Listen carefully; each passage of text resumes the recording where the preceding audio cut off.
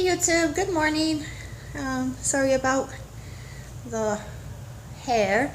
Not got ready yet, so I just wanted to stop in and talk to you guys just for a little bit. Hope everybody's day is starting off well and their day goes wonderful. Look, I want to show you guys the little saying back there. You can learn something new every day if you listen. I think that's a very good saying. But anyway, just starting off, I hope everybody's day is wonderful. We're going into the weekend. I'm quite excited about that. That way, Saturday and Sunday, I don't have to take big old huge humongous walks to go for my kids and get them back home after school. But anyway, I did say yesterday I was going to stop in with you guys and have a serious conversation, and the lighting is bad, so let me try to move. The topic today is, I'm trying to find some good light, maybe right here. The topic today I do want to talk to you guys about is very dear to my heart. It is a very serious topic, and I have personally had family members, with this situation. So it's going to be the topic of suicide. Suicide is a very serious and very, more common problem out there than people can think of. Every single day there is someone committing suicide, and it's awful to think that people feel like they have no other choice, that's their last option in this world, is just to end their life. And that's where it really touches me, is that when you can feel that lonely and that bad, that you feel like you have no place left on this world, that you have no worth, that no one cares about you, and it's just better off if you disappear from this earth. That's not the case. There are so many people out there that care, and it can be the least person you expect, such as a stranger. A stranger could care so much if you're here, if you're not here. So with me, I have personally dealt with 2 suicides in my family. My glasses are glaring, you guys. One was my aunt, and that was quite a few years ago. She was a great person. She was so awesome to be around. Her personality, you did not have a dull moment around her. She was so awesome, and I miss her so much. But you could tell with her that she was a depressed person, and I guess it just got to her. And with her, she committed suicide by jumping off a bridge. She did it late in the middle of the night. I remember the day that I got told. I was pregnant, so I was napping because I had not been feeling well. And there was a knock at the door, and it woke me up. And they had told me, your aunt's no longer here. She's passed away. And they said, what happened? And I just remember thinking, my mind did not want to wrap around that it was, the truth, that it actually happened. In my mind, it's like, this ain't real. I'm dreaming. It didn't happen. So it took me quite a while to process the fact that she was no longer here with us, and I did not attend her services. I was in denial. Big time denial. I did not want to believe it. I do think about her, quite often, and I wish she was still here, and what life would be like if she was here. So that's my aunt. Everyone misses her, and I wish there would have been some way, we could have made her feel, that there was other ways, and that wasn't her only way, that so many people she left behind care so dearly for her. So suicide's no joking matter, you guys. If you feel or see telltale signs that someone is struggling, and you hear someone speaking of suicide, their actions, don't stay quiet, because you could save a life. Speak up. Get them help. If they're not willing to go get the help on their own, get them help. If you know that they're talking about committing suicide, don't take it as a joke, because that you taking it as a joke could have saved someone's life. So just always know that, you guys. And then the other person is my brother. That's a more fresh wound. That's from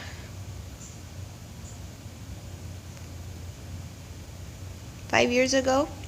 Sorry, I was counting. Almost. In May it'll be 5 years.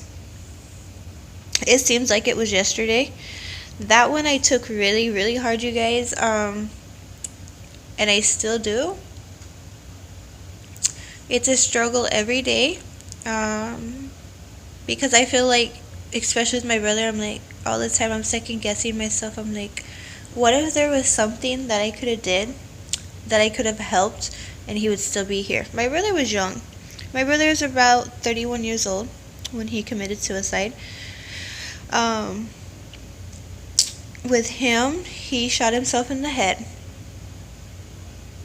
He did survive a few hours after the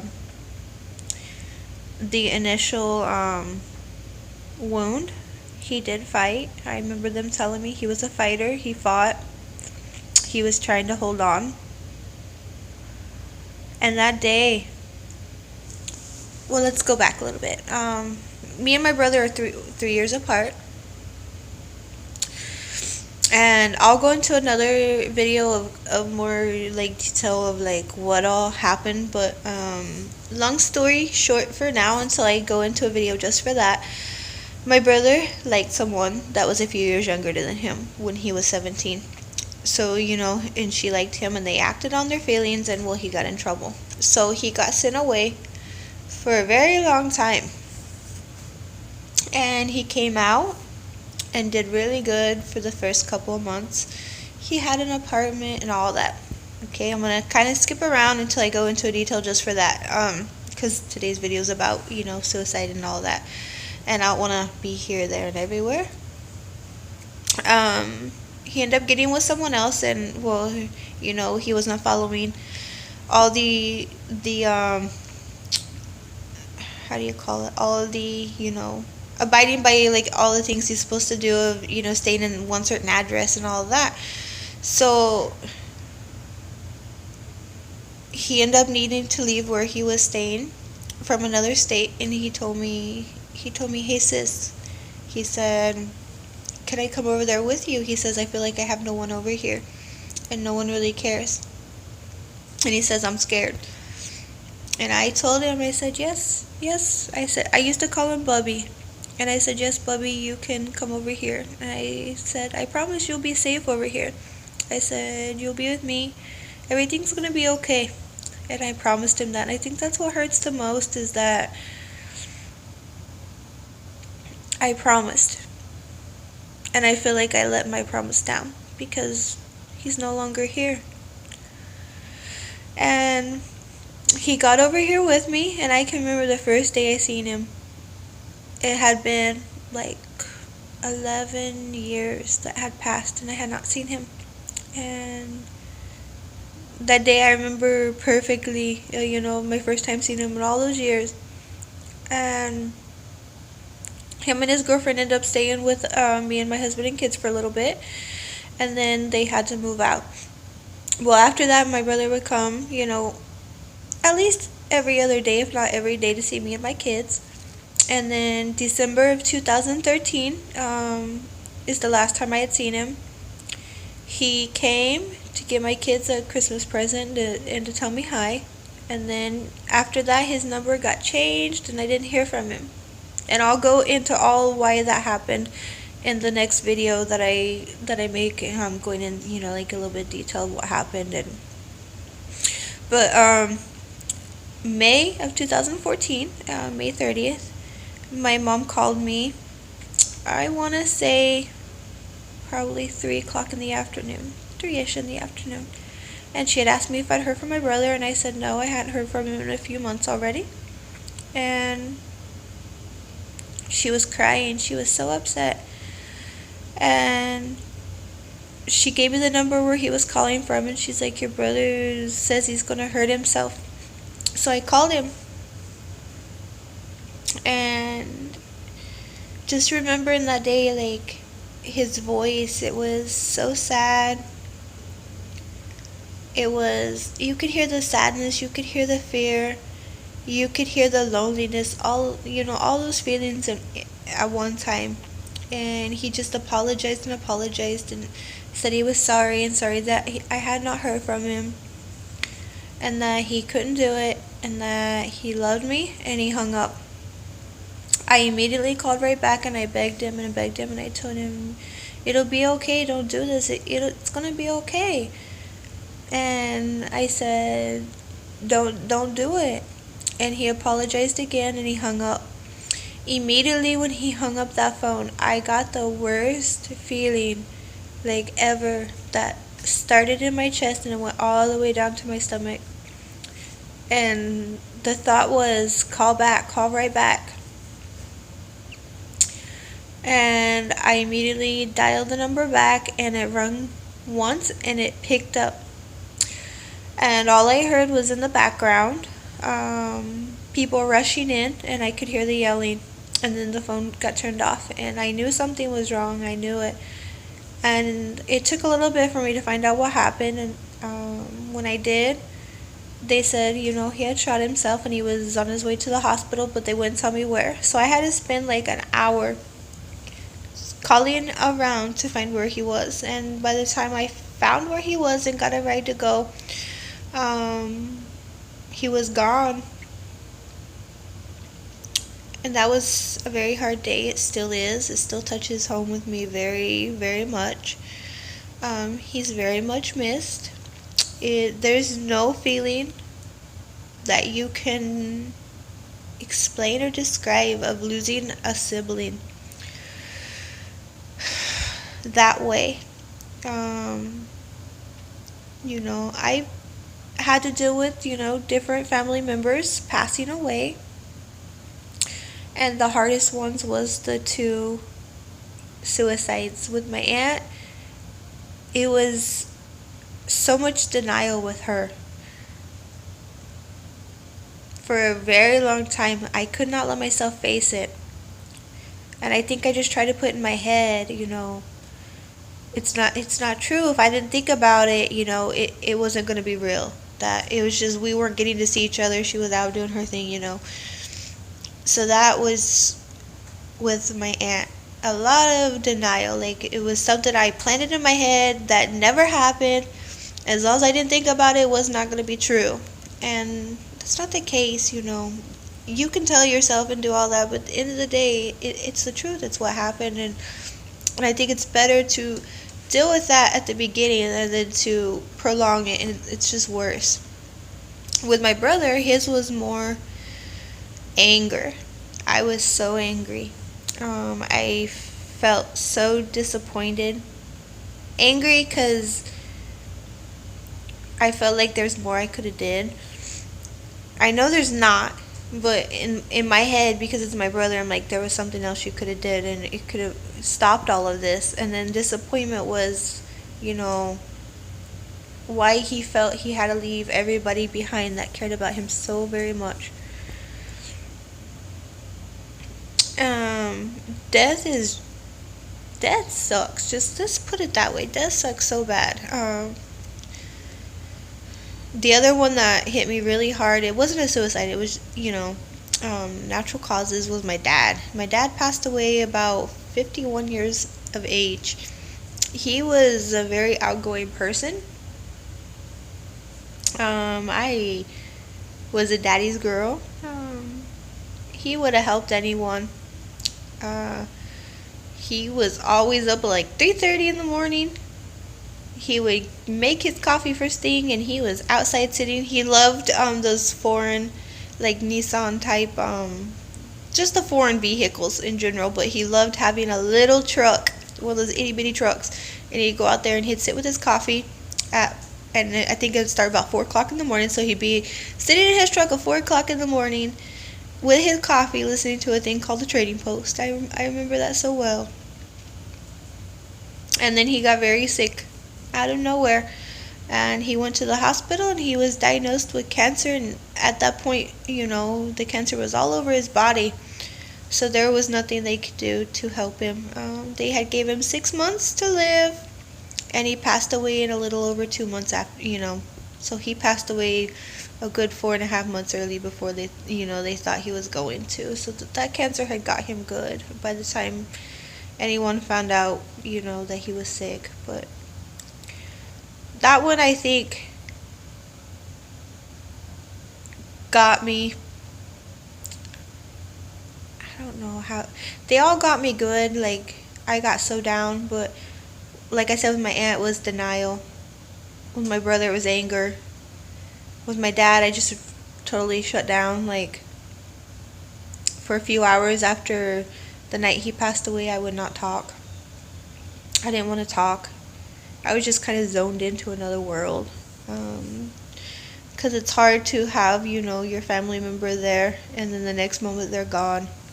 So that was very hard. I know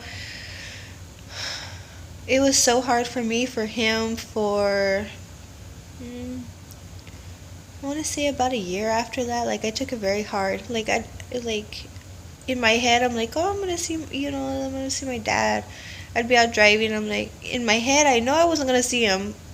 'Cause it wasn't possible. But like, I just had this glimpse of like, oh, I'm gonna be driving. I'm gonna see him pass by in his little truck, cruising, and he's gonna do a little beep on his horn.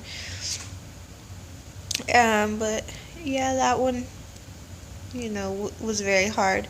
With my brother, for a whole entire month, I was like somebody totally different. I would not eat nothing. I ate like that, nothing at all. I would not touch food at all for 30 days straight. I would not touch food at all. With my aunt, like I said, I want to say for a good 2 years, I was in denial with her. Like, I wouldn't let my brain even know that she was, gone, gone, gone. That wasn't coming back. So denial stayed there for a while after that, before it finally kicked in, that she's never coming back. But the whole point of this video is, suicide's real. It's very real. It's something that should be taken very serious. It's not something to play around with or joke. So if you have thoughts of suicide, or that you have no worth here, get help. Don't suffer alone. There are so many people out there that can help. And if you see someone suffering, or someone has told you, or you've heard that they're thinking of, harming themselves, don't stay quiet. You need to speak up and contact the correct people you need to contact, because you doing and you speaking up and you standing up could save a person's life. So that's the main point of this video, you guys. Yeah, it's a sad video, kind of a down video.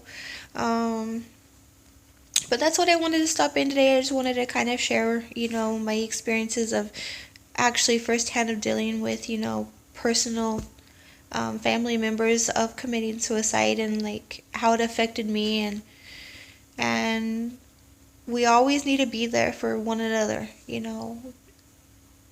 Be a listening ear.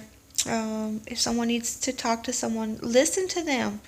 If you see someone's having a down day, if you're out and about and you see someone's having a down day, give a smile, have a good day, quote like a lovely, inspiring quote, say a Bible verse, do something. If you see someone's having a terrible day, do your part and make their day better, because you never know how much in the end that has helped them.